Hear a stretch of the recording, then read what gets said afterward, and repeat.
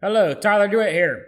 So we're going to talk about Google Ads recommendations, when and when not to apply them. In all actuality, you should never really have to apply them. If you are a search engine marketing master and you've been doing this for years, I say like 20 years, I've been doing it since the beginning of time, you'll know when you need to apply recommendations and when you should not apply them. Actually, I don't ever recall even applying any recommendations. Our accounts are performing excellent. Now, I do have staff, and I know people that do apply them, but you have to be careful. They can be beneficial, but I just want you to keep in mind, every time you see a recommendation does not necessarily mean you need to apply it. People get really loose in their decision making. They're like, well, I'm not sure. If you're not sure, don't apply it. So let's talk about one of the first ones here. I actually got a client account up, but I can't screen share the client account, of course, due to privacy reasons. So let's talk about the first one. Upgrade your existing keywords to broad match. No, don't do it. Unless if you're sure. Actually, what you want to do, anytime you launch your ad groups, you can create a new ad group, you can put exact match, phrase match, broad match into the same ad group. And what you do is you set the exact match at like $1.50 cost per, let's say, for example, $1.50, you would set your exact match. That's something you have to figure out. I don't know what industry you're in. Every industry has different click costs. But let's say your exact match costs you $1.50 a click. Set your phrase match as $1 for that same keyword. Set your broad match to 75 cents to 50 cents. And the reason being for is because your exact match converts to the highest. Your phrase match converts to the second highest. And then your broad match converts at the lowest rate. Exact match converts generally 2 to 3 times better than a broad match keyword. So of course you don't want to pay a high cost per click for your broad match keywords. So this recommendation we will not be applying because we're already confident in this account, in this campaign. We already know where the broad match stands. In fact, we tested the broad match in these ad groups for this particular client. Broad match was not converting. We was lucky to break even. So what we're using is exact and a phrase match keywords in this campaign. So it makes sense? See, if we hit apply and we apply that to this phrase and exact match keyword, or actually, we have a phrase match only because the phrase match is doing really well. We done away with the exact match. We actually launched these ad groups with exact, then moved into phrase. But see, if we hit apply and we convert those keywords into broad, what's going to happen? Our campaigns are going to go downhill and we're losing money or breaking even, as I mentioned. Because the way that we originally started the campaign, we already know. So this recommendation does not need to be applied. It will make Google more money. It will send us more traffic, but it will send us lower converting traffic. So you have to be really careful. It's like this system, this Google recommendation system is kind of biased in its own way, and you have to learn to outsmart it. And I'm not saying it's bad or it's not good to have, because for some people it can be helpful, but don't take it literal all the time. So let's go over another recommendation here. Add site links to your ads.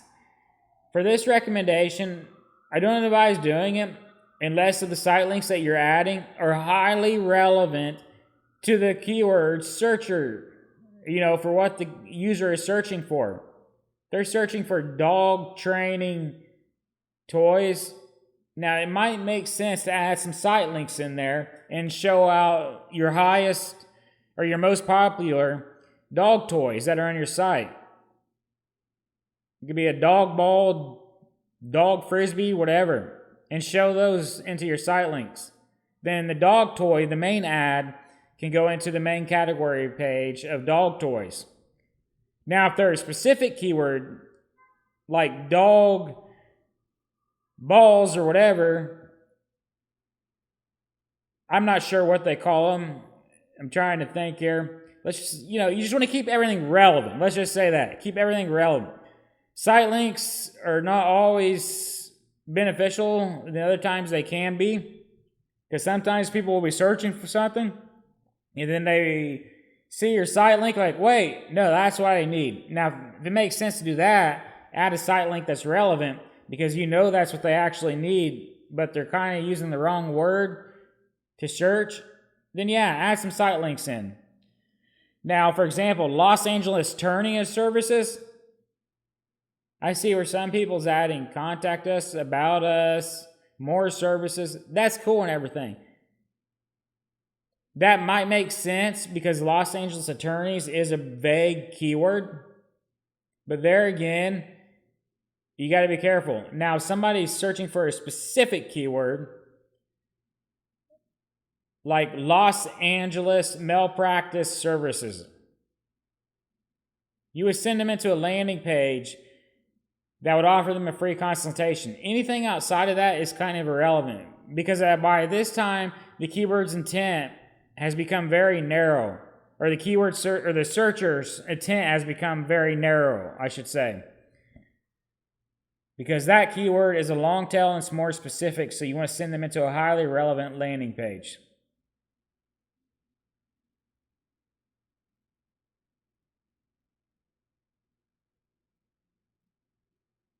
So let's go over another Google recommendation here. I'm going through this account. Okay. Reach additional customers on partner sites. Expand your reach with Google search partners. Recommended because your search network ads can drive additional traffic with Google search partners. This is very true.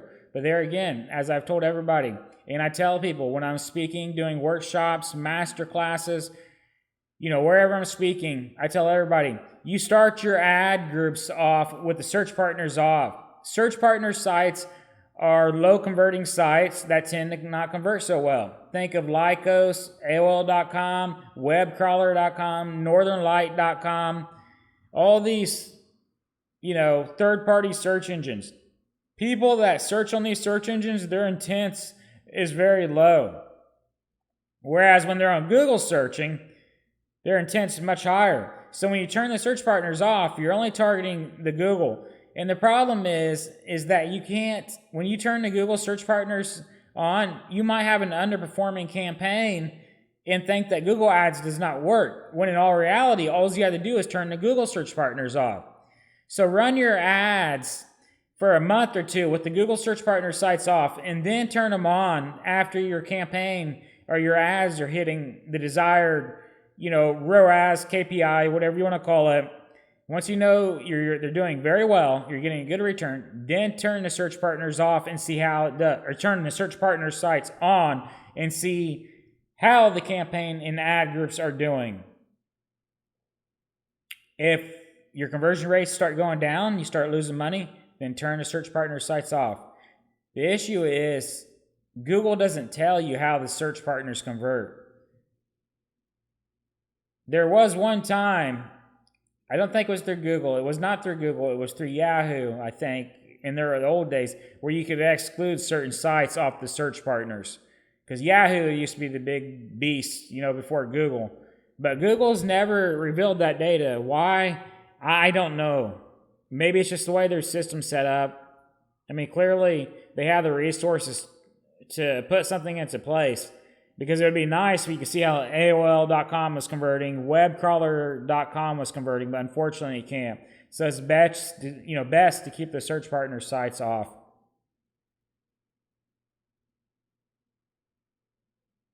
So here we got another recommendation that says add new keywords. Show your ads more often to people searching for what your business offers. Recommended because you're not targeting searches that could be relevant to your business. See, it's just telling us to add keywords that we know is not going to work. And that's another thing. When you're using keyword planner tool, or you're adding keywords into your ad group, your campaign, and when it says try these keywords or add all these keywords, don't go in. A lot of people will go in there and just start adding every single keyword without any logical thought behind it. Say, for example, you have a category page called Nike shoes. The only thing you need to target is the Nike shoes exact match keyword, a phrase match, and broad match. You don't need to start adding every single keyword, because when you put in Nike shoes, phrase match, it's going to target thousands of keywords. And chances are you're adding all these other keywords into the ad group when your phrase match is already set up to target that keyword. It don't make sense. You want to start with a highly narrow or highly targeted relevant keyword to your landing page and then go from there. Usually start with exact match and then move into phrase match, broad match, or you can launch all three at the same time. I would recommend start with exact match. If it converts, break down to a phrase match. If it converts, add in the broad match. But as I mentioned, keep the broad match at a lower cost per click because it's the lowest converting keywords. So this one right here, add new keywords. See, all these keywords it's telling us to add, we know will not work because they're not relevant to our ad group.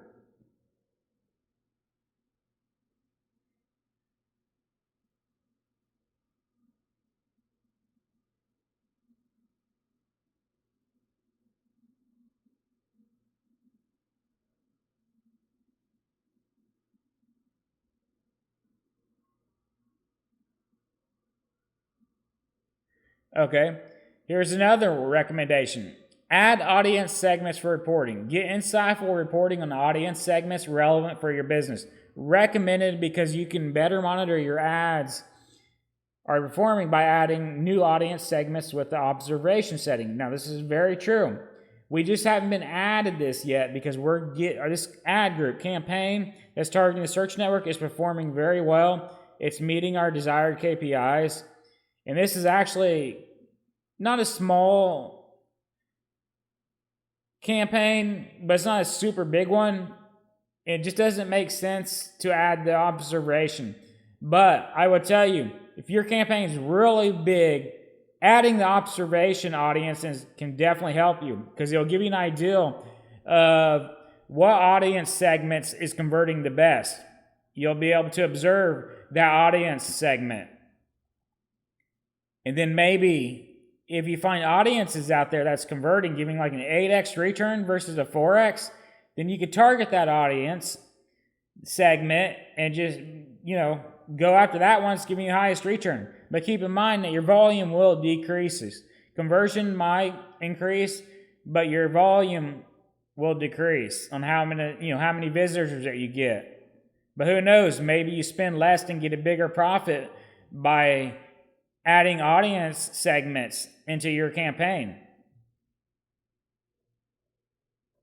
So that should be it. And once again, if you know what you're doing, you don't need to apply these recommendations more than likely. I still look at them, and I'm sure a lot of senior PPC marketers do, but it's not necessary that you need to apply them. Just because Google says to apply them does not mean you need to apply them. Just review them, do your research, and then go from there. And if you do apply them, make sure you keep notes of what you applied. Get you a notebook, jot it down. So if something starts going downhill, you can go back into the campaign and remove that setting. So that's it. Thank you.